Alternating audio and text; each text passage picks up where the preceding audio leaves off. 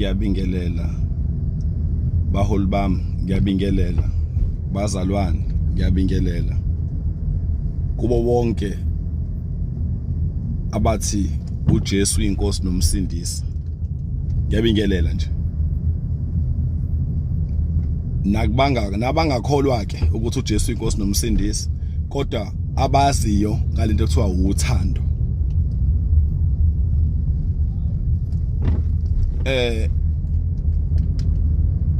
Angike ngiyikhulumele nje ngalesisho esithi or ngalento esiyithola emasontweni ethi uma kufike umuntu enenkinga mase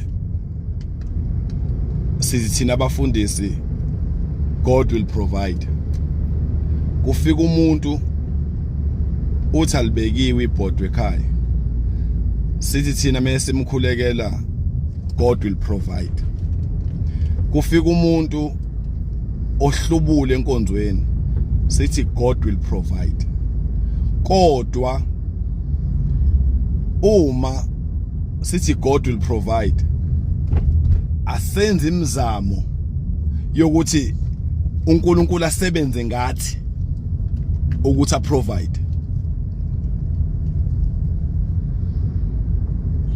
We are very good thina baholi, we are very good ekutheni nje uNkulunkulu uzolenza icebo, kodwa siya refuse futhi thina ukuthi si-allow uNkulunkulu ukuthi enze icebo ngathi.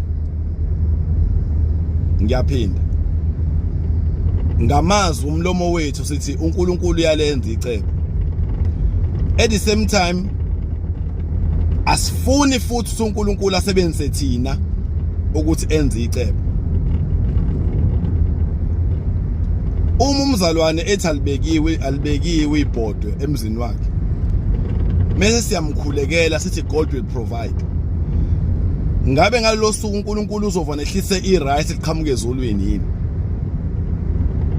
Ngabe ngalelo suku uNkulunkulu uzohlisa amafutha liqhamuke ezulwini yini? Siya understand ukuthi akubona bonke abazalwane esingabasiza singabaholi, kodwa lo khonzisa khona noma ebandleni lakho ukhona lo mzalwane oyedwa nje obonayo ukuthi cha, nami ngumholi kumele ngisilule isandla la. Lo mzalwane oyedwa othi cha,